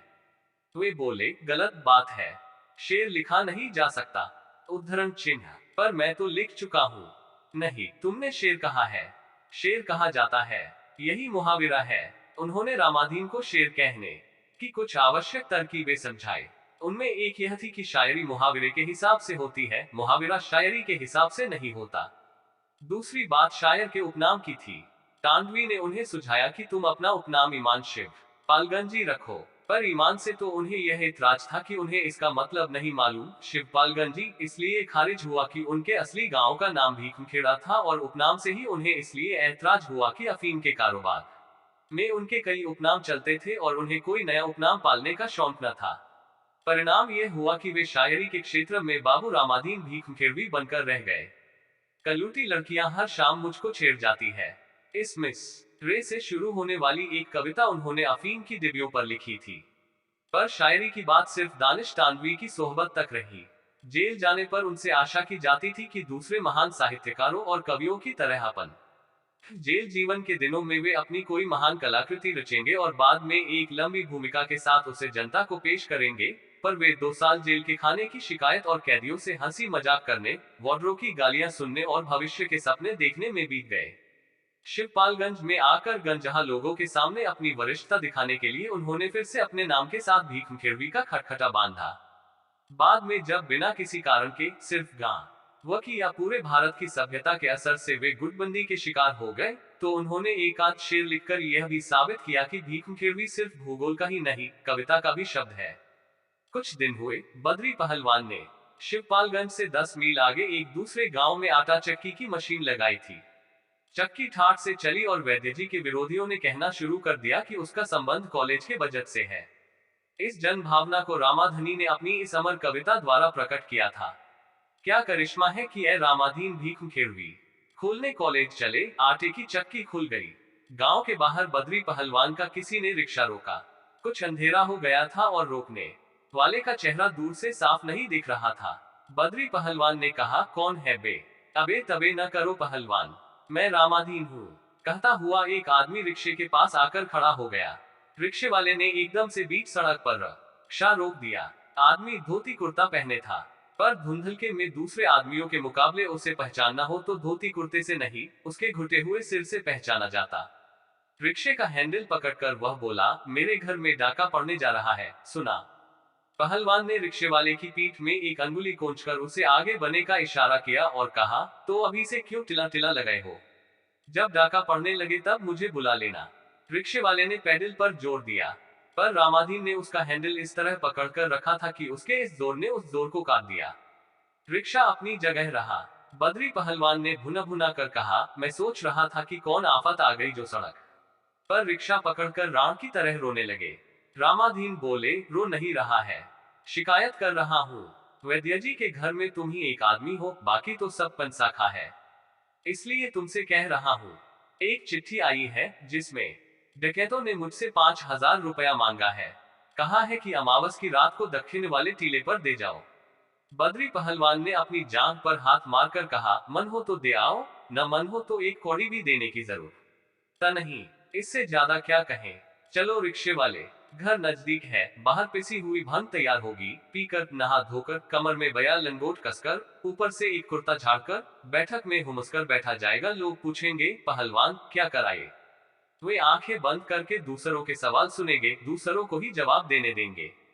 देह की ताकत और भान के घुमाव में सारे संसार की आवाजें मच्छरों की भन्नाहट सी जान पड़ेंगी। सपनों में डूबते उतरते हुए बद्री को इस वक्त सड़क पर रोका जाना बहुत खला। उन्होंने रिक्शे वाले को डपट कर दोबारा कहा, तुमसे कह रहा हूँ चलो। पर वह चलता कैसे? रामाधीन का हाथ अब भी रिक्शे के हैंडल पर था। उन्होंने कहा, रुपये की बात नहीं, मुझसे कोई क्या खाकर रुपया लेगा? मैं तो तुमसे बस इतना कहना चाहता था कि रुपन को हटक दो। अपने को कुछ ज्यादा समझने लगे हैं। नीचे नीचे चले, आसमान की बद्री पहलवान अपनी जांघों पर जोर लगाकर रिक्शे से नीचे उतर पड़े। रामाधीन को पकड़कर रिक्शे वाले से कुछ दूर ले गए और बोले, क्यों अपनी जबान खराब करने जा रहे हो? क्या किया रुक्मन ने? रामाधीन ने कहा, मेरे घर यह डाके वाली चिट्ठी रुक्मन ने ही भिजवाई है। मेरे पास इसका सबूत है। पहलवान भुना भुनाए 2-4 दिन के लिए बाहर निकलना मुश्किल है। इधर मैं गया, इधर यह चौंचला खड़ा हो गया। कुछ सोचकर बोले, तुम्हारे पास सबूत है तो फिर घबराने की क्या बात? रामाधीन को अभय दान देते हुए उन्होंने जोर देकर कहा, तो फिर तुम्हारे यहाँ डाका वाका न पड़ेगा। जाओ चैन से सो। रुक्मन डाका नहीं डालते, लौंडे हैं, मस्खरी की होगी। रामाधीन कुछ तीखेपन से बोले, सर तो मैं भी जानता हूँ रुक्मन ने मस्खरी की है, पर यह मस्खरी भी कोई मस्खरी है। बद्री पहलवान ने सहमति प्रकट की। कहा, तुम ठीक कहते हो, टुकाची धान की मस्खरी है। सड़क पर एक ट्रक तेजी से आ रहा था। उसकी रोशनी में आंख झिलमिलाते हुए बद्री ने रिक्शे वाले से कहा, रिक्शा किनारे करो, सड़क तुम्हारे बाप की नहीं है। रामाधीन बद्री के स्वभाव को जानते थे। इस तरह की बात सुनकर बोले, नाराज होने की बात नहीं है पहलवान, पर सोचो, यह भी कोई बात हुई। वे रिक्शे की तरफ बढ़ आए थे। बैठते हुए बोले, जब डाका ही नहीं पड़ना है तो क्या बहस। चलो रिक्शे वाले। चलते चलते उन्होंने कहा, रुक्मन को समझा दूंगा, यह बात ठीक नहीं है। रामाधीन ने पीछे से आवाज ऊंची करके कहा, उसने मेरे यहाँ डाका पड़ने की चिट्ठी भेजी है, इस पर सिर्फ समझाओगे? यह समझाने की नहीं, जुतियाने की बात है। रिक्शा चल दिया था। पहलवान ने बिना सिर घुमाए जवाब दिया, बहुत बुरा लगा हो तो तुम भी मेरे यहाँ वैसी ही चिट्ठी भिजवा देना। अध्याय 7। पुरुष बलि नहीं होत है। छत के ऊपर एक कमरा था जो हमेशा संयुक्त परिवार के पाठ्य पुस्तक जैसा खुला पड़ा रहता था। कोने में रखी हुई मुगदरों की जोड़ी इस बात का ऐलान करती थी कि सरकारी तौर पर यह कमरा बद्री पहलवान का है। वैसे परिवार के दूसरे प्राणी भी कमरे का अपने अपने ढंग से प्रयोग करते थे। घर की महिलाएं कांच और मिट्टी के बर्तनों में ढेरों अचार भरकर छत पर धूप में रखती थी और शाम होते होते कमरे में जमा कर देती थी। यही हाल छत पर सूखने वाले कपड़ों का भी था। कमरे के आर पार एक रस्सी लटकती थी जिस पर शाम के वक्त लंगोट और चोलियां, गौछे और पेटीकोट साथ साथ झूलते नजर आते थे। वैद्यजी के दवाखाने की अनावश्यक शीशियां भी कमरे की एक अलमारी में जमा थी। प्रायः सभी शीशियां खाली थी।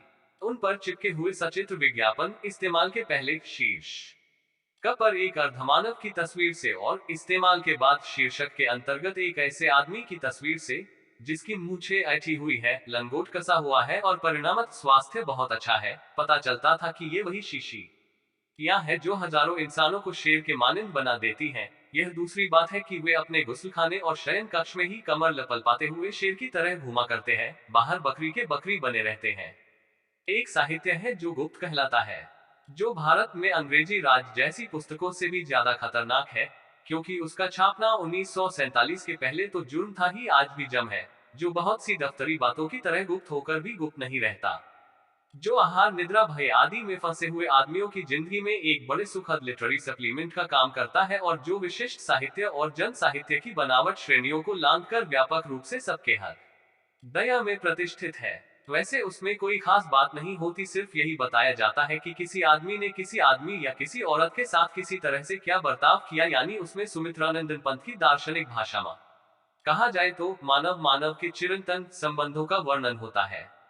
एक साहित्य है जो गुप्त कहलाता है, जो भारत में अंग्रेजी राज जैसी पुस्तकों से भी ज्यादा खतरनाक है, क्योंकि उसका छापना 1947 के पहले तो जुर्म था ही, आज भी जम है, जो बहुत सी दफ्तरी बातों की तरह गुप्त होकर भी गुप्त नहीं रहता। इस कमरे का प्रयोग ऐसे साहित्य के अध्ययन के लिए भी होता था, और वह अध्ययन जाहिर है परिवार में अकेले विद्यार्थी होने के नाते रुक्मन बाबू ही करते थे।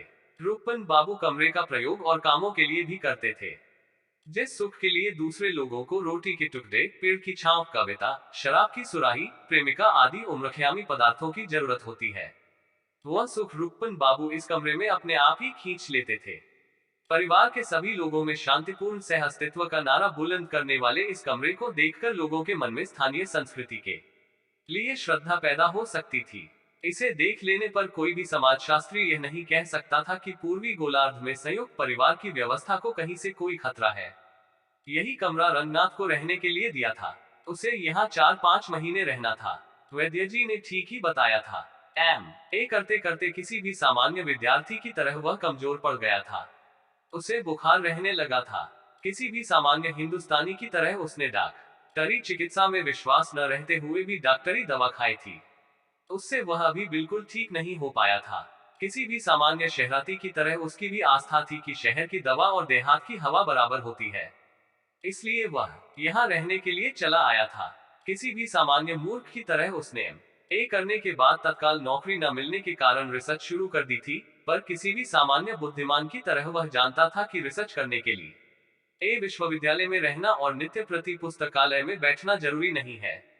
इसलिए उसने सोचा था कि कुछ दिन वह गांव में रहकर आराम करेगा, तंदुरुस्ती बनाएगा, अध्ययन करेगा, जरूरत पड़ने पर शहर जाकर किताबों का अदला बदली कर आएगा और वैद्य जी को हर स्टेज पर शिष्ट भाषा में यह कहने का मौका देगा कि काश हमारे नवयुवक निकम्मे न होते तो हम बुजुर्गों को ये जिम्मेदारियां न उठानी पड़ती।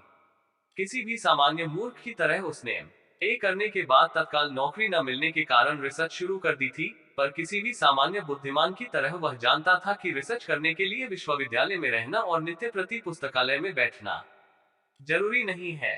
ऊपर का कमरा का काफी बड़ा था और उसके एक हिस्से पर रंगनाथ ने आते ही अपना व्यक्तिवाद फैला दिया था। उसकी सफाई करा के एक चारपाई स्थायी रूप से डाल दी गई थी। उस पर एक स्थायी बिस्तर पड़ गया था। पास की अलमारी में उसकी किताबें लग गई थी और उनमें जेबी जासूस या गुप्त साहित्य के प्रवेश का निषेध कर दिया गया था। वही एक छो मेज और कुर्सी भी कॉलेज से मंगाकर लगा दी गई थी। चारपाई के पास ही दीवार में एक खिड़की थी, जो खुलने पर बागों और खेतों का दृश्य पेश करती थी। यह दृश्य रंगनाथ की जिंदगी को कवित्व में बनाने के काम आता था और वहां उसे सचमुच ही कभी कभी लगता था कि उसके सामने न जाने कितने वर्ड्सवर्थ, कितने रॉबर्ट फ्रॉस्ट, कितने गुरुभक्त सिंह एक ऑर्केस्ट्रा बजा रहे हैं और उनके पीछे अनगिनत आंचलिक कथाकार मुंह में तुरही लगाए, सांस फुलाए खड़े हुए हैं। रूपन बाबू कहीं से कुछ ईंट रोड़ा उठा लाया थे और उसे जोड़ गांठ कर उन्होंने एक रेडियो जैसा तैयार कर दिया था। कमरे के ऊपर बांसों और आसपास के पेड़ों के सहारे उन्होंने लंबे लंबे तार दौड़ा दिए थे, जिससे लगता था कि वहां एशिया का सबसे बड़ा ट्रांसमिशन सेंटर है। पर अंदर का रेडियो एक हेडफोन के सहारे ही सुना जा सकता था, जिसे कान पर चिपकाकर रंगनाथ कभी कभी स्थानीय खबरें और वैष्णव संतों के शोकपूर्ण भजन सुन लेता था और इत्मीनान कर लेता था कि ऑल इंडिया या रेडियो अब भी वैसा ही है जैसा कि पिछले दिनों में था और हजार गालियां खाकर भी वह बेहया अपने पुराने धर्रे से टस से मस नहीं हुआ है। रंगनाथ का कार्यक्रम वैद्य जी की सलाह से बना था। बहुत सवेरे उठना, उठकर सो चना की कल का खाया हजम हो चुका है। ब्रह्म में मुहूर्त उत्तिष्ठे जीवनी जीव निरुपे, तांबे के लोटे में रखा हुआ ठंडा पानी पीना, दूर तक टहलने निकल जाना नित्य कर्म, क्योंकि संसार में वही एक कर्म नित्य है, बाकी अनित्य है। टहलते हुए लौटना पर चंक्रमण हितम, मुंह हाथ धोना, लकई चबाना और उसी क्रम में लगे हाथ दांत साफ करना, निम्बस्य तिक्त के कषाय बबुलस्था, गुनगुने पानी से कुल्ले करना, सुखोष्णोदक गच्छै जायते वक्तलाघवम। व्यायाम करना, दूध पीना, अध्ययन करना, दोपहर को भोजन करना, विश्राम, अध्ययन, संकल्प, टहलने जाना, लौटकर फिर साधारण व्यायाम, बादाम मुनक्के आदि के द्रव का प्रयोग, अध्ययन, भोजन, अध्ययन, शयन। रंगनाथ ने इस पूरे कार्यक्रम को ईमानदारी से अपना लिया था। इसमें सिर्फ इतना संशोधन हुआ था कि अध्ययन की जगह वैद्य जी की बैठक में गंजहों की सोहबत ने ले ली थी। चूंकि इससे रंगनाथ के वीर्य की प्रतिरक्षा को कोई खतरा नहीं था और कुल मिलाकर उसके पूरे दैनिक कार्यक्रम पर कोई असर नहीं पड़ता था, इसलिए वैद्य जी को इस संशोधन में कोई ऐतराज न था। बल्कि एक तरह से वे इसे पसंद करते थे कि एक पढ़ा लिखा आदमी उनके पास बैठा रहता है और हर बाहरी आदमी के सामने परिचय कराने के लिए हर समय तैयार मिलता है। कुछ दिनों में ही रंगनाथ को शिवपालगंज के बारे में ऐसा लगने लगा कि महाभारत की तरह जो कहीं नहीं है वह यहाँ है, और जो यहाँ नहीं है वह कहीं नहीं है। उसे जान पड़ा कि हम भारतवासी एक है और हर जगह हमारी बुद्धि एक सी है। उसने देखा कि जिसकी प्रशंसा में सभी मशहूर अखबार पहले पृष्ठ से ही मोटे मोटे अक्षरों में चिल्लाना शुरू करते हैं, जिसके सहारे बड़े बड़े निगम, आयोग और प्रशासन उठते हैं, गिरते हैं, घिसकते हैं, वही दांव पेंच और पैतरेबाजी की अखिल भारतीय प्रतिभा यहाँ कच्चे माल के रूप में इफरात से फैली पड़ी है। ऐसा सोचते ही भारत की सांस्कृतिक एकता में उसकी आस्था और भी मजबूत हो गई। कुछ दिनों में ही रंगनाथ को शिवपालगंज के बारे में ऐसा लगने लगा कि महाभारत की तरह जो कहीं नहीं है वह यहाँ है, और जो यहाँ नहीं है वह कहीं नहीं है। उसे जान पड़ा कि हम भारतवासी एक है और हर जगह हमारी बुद्धि एक सी है। पर कमजोरी सिर्फ एक बात को लेकर थी। उसने देखा था कि शहरों में वाद विवाद का एक नया रूप पुरानी और नई पीढ़ी को लेकर उजागर हो रहा है। उसके पीछे पुरानी पीढ़ी का यह विश्वास था कि हम बुद्धिमान हैं और हमारे बुद्धिमान हो चुकने के बाद दुनिया से बुद्धि नाम का तत्व खत्म हो गया है और नई पीढ़ी के लिए उसका एक कतरा भी नहीं बचा है। वहीं पर नई पीढ़ी की यह आस्था थी कि पुरानी पीढ़ी जड़ थी, थोड़े से खुश हो जाती थी और अपने और समाज के प्रति ईमानदार न थी, जबकि हम चेतन हैं, किसी भी हालत में खुश नहीं होते हैं और अपने प्रति ईमानदार है और समाज के प्रति कुछ नहीं है, क्योंकि समाज कुछ नहीं है। यह वाद विवाद खास तौर से साहित्य और कला क्षेत्र में ही चल रहा था, क्योंकि औरों के मुकाबले वाद विवाद के लिए साहित्य और कला के क्षेत्र ही ज्यादा से ज्यादा फैलावदार और कम से कम हानिकारक है। पिछली पीढ़ी के मन में अगली पीढ़ी को मूर्ख और अगली के मन में पिछली को जोकर समझने का चलन वहां इतना बढ़ गया था कि अगर क्षेत्र साहित्य या कला का न होता तो अब तक गृह युद्ध हो चुका होता। रंगनाथ कुछ दिन तक समझता रहा कि शिवपालगंज में अभी तक ऐसे पीढ़ी संघर्ष का उदय नहीं हुआ है, पर एक दिन उसका भ्रम दूर हो गया। उसने देख लिया कि यहाँ भी उसी तरह का संघर्ष है। वह समझ गया कि यहाँ की राजनीति इस पहलू से भी कमजोर नहीं है। पुरानी पीढ़ी का यह विश्वास था कि हम बुद्धिमान हैं और हमारे बुद्धिमान हो चुकने के बाद दुनिया से बुद्धि नाम का तत्व खत्म हो गया है और नई पीढ़ी के लिए उसका एक कतरा भी नहीं बचा है। बात एक 14 साल के लड़के को लेकर चली थी। एक शाम बैठक में किसी आदमी ने शिवपालगंज के उस लड़के का जीवन चरित्र बताना शुरू किया। उससे प्रकट हुआ कि लड़के में बदमाश बनने की क्षमता कुछ इस तरह से नपी थी कि बड़े बड़े मनोवैज्ञानिक और समाज वैज्ञानिक भी उसे प्रभु का चमत्कार मानने को मजबूर हो गए थे। सुना जाता है कि अमेरिका से पढ़कर लौटे हुए कई विद्वानों ने उस लड़के के बारे में छानबीन की। उन्होंने टूटे हुए परिवार, बुरी सोहबत, खराब वातावरण, अपराधशील वंश परंपरा आदि रटी रटाई किताबी थ्योरियों को उस पर खपाना चाहा, पर लड़के ने खपने से इनकार कर दिया और बाद में वे विद्वान इसी नतीजे पर पहुंचे कि हो न हो, यह प्रभु का चमत्कार है। वास्तव में इससे इन विद्वानों की योग्यता नहीं, अपने देश की योग्यता ही प्रमाणित होती है, जो आजकल अर्थशास्त्र, समाजशास्त्र, राजनीति विज्ञान, मनोविज्ञान आदि के क्षेत्र में कई व्यवहारिक समस्याएं चुटकियों में पैदा कर सकता है कि अमेरिका में कीमती कागजों पर छपी हुई किताबों के बेशकीमत सिद्धांत पोत साबित होने लगते हैं और उनका हल निकालने के लिए बड़े बड़े भारतीय विद्वानों को बराकर फिर अमेरिका की ओर ही भागना पड़ता है। इस लड़के की केस हिस्ट्री ने भी कुछ ऐसा तहलका मचाया था कि एक बहुत बड़े विद्वान ने अपनी अगली अमेरिका यात्रा में उसका समाधान ढूंढने की प्रतिज्ञा कर डाली थी।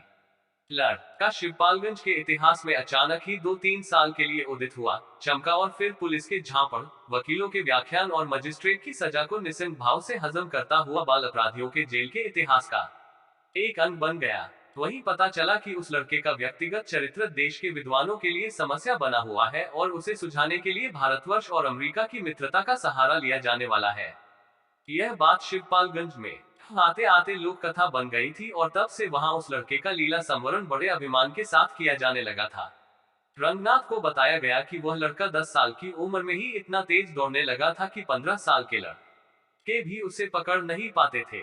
11 साल की उम्र में यह रेल में बिना टिकट चलने और टिकट चेकर को धोखा देने में उस्ताद हो गया था। 1 साल बाद वह मुसाफिरों के देखते देखते उनका सामान कुछ इस तरह से गायब करने लगा जैसे लोकल एनीस्थीशिया देकर होशियार सर्जन ऑपरेशन कर डालते हैं और मेज पर लेटे हुए आदमी को पता ही नहीं चलता कि शरीर का एक हिस्सा कहां चला गया। इस तरह की चोरी में उसकी ख्याति सबसे ज्यादा इस आधार पर हुई कि वह कभी पकड़ा नहीं गया। बाद में 14 वर्ष की अवस्था में जब वह पकड़ा गया तो पता चला कि वह ऊपर का शीशा तोड़कर दरवाजे की भीतरी सिटकनी खोलने की कला में दक्ष हो चुका है। बंगलों में चोरियां करता है और चोरियां भी रोशनदान से नहीं बल्कि उपयुक्त तरकीब से दरवाजा खोलकर भले आदमियों की तरह कायदे के रास्ते मकान में घुसकर करता है। इस लड़के की प्रशंसा करते करते किसी आदमी ने बहराम चोटा का भी जिक्र किया, जो का सी जमाने में उस क्षेत्र में ऐतिहासिक महत्व का चोर माना जाता था। पर उसका नाम सुनते ही एक लड़के ने बड़े जोर शोर से विरोध किया और बतर्ज विधानसभा की स्पीचों के बिना किसी तर्क के सिर्फ आवाज ऊंची करके साबित करने की कोशिश की कि बहराम चोटा भी कोई चोटा था। रामस्वरूप ने 12 साल की उम्र में जितना उठाकर फेंक दिया, वह बहराम चोटा के जन्म भर भी हिलाई न हिलेगा। रंगनाथ को इस बातचीत में पीढ़ी संघर्ष की झलक दिख पड़ी। उसने सनीचर से पूछा, क्या आजकल के चोटे सचमुच ही ऐसे 30 मार खा है? पहले भी तो एक से एक खतरनाक चोटे हुआ करते थे। सनीचर उस उम्र का था जिसे नई पीढ़ी वाले पुरानी के साथ और पुरानी पर अड़ी वाले नई के साथ लगाते हैं और आयु को लेकर पीढ़ियों में वैज्ञानिक विभाजन न होने के कारण जिसे दोनों वर्ग अपने से अलग समझते हैं, इसी कारण उसके ऊपर किसी भी पीढ़ी का समर्थन करने की मजबूरी न थी। साहित्य और कला के सैकड़ों अर्ध प्रौढ़ आलोचकों की तरह सिर हिलाकर अपनी राय देने से कतराते हुए वह बोला, भैया रंगनाथ, पहले के लोगों का हाल न पूछो।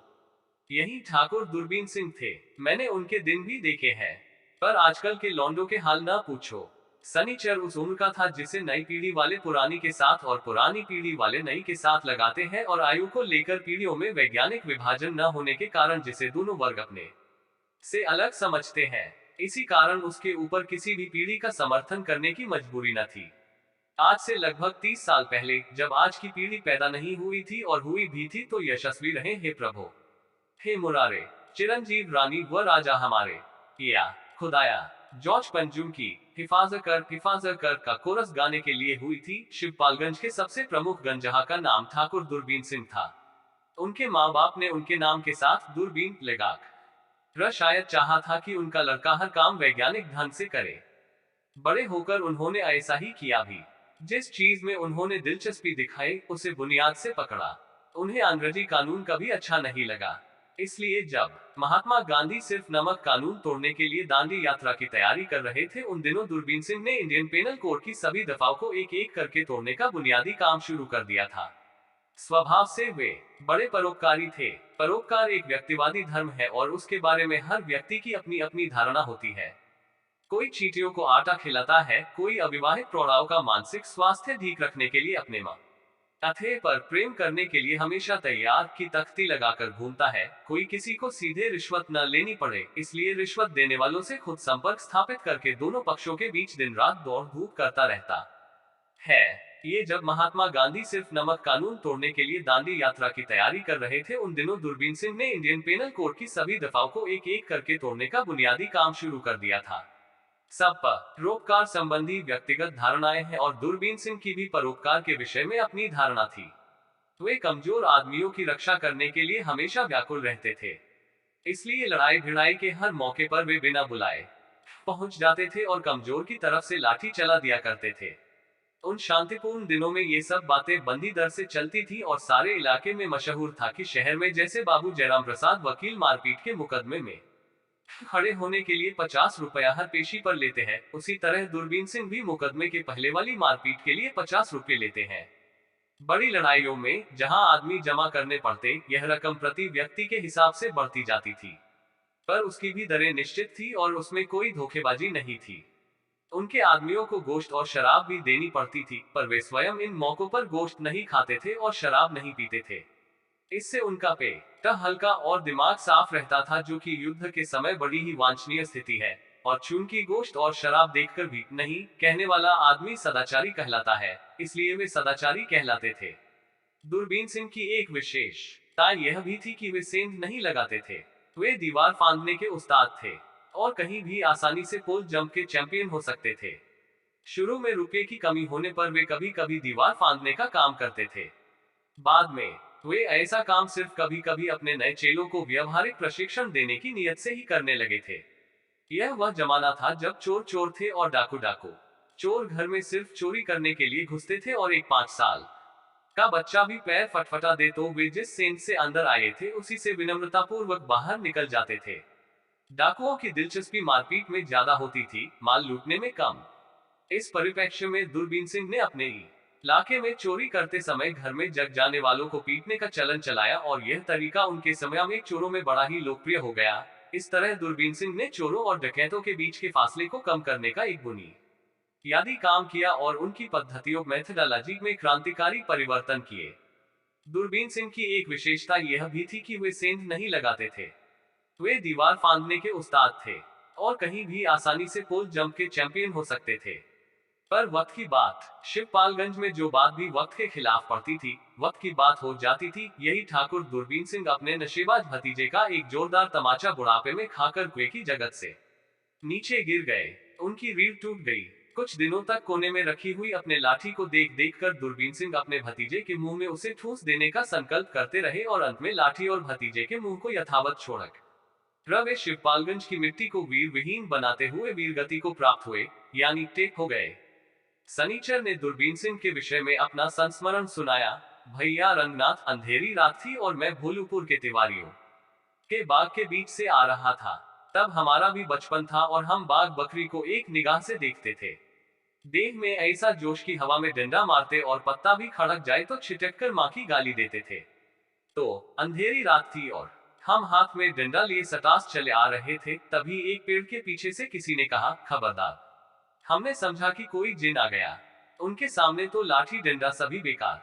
मैंने लाल लंगोट वाले का ध्यान किया, पर भैया लाल लंगोट वाला तभी काम देगा जब भूत प्रेत जिनसे मुझे हटा हो। यहाँ पेड़ के पीछे से काला कलूटा गंठी देह का जवान निकलकर मेरे सामने आया और बोला, जो कुछ हो चुपचाप रख दो।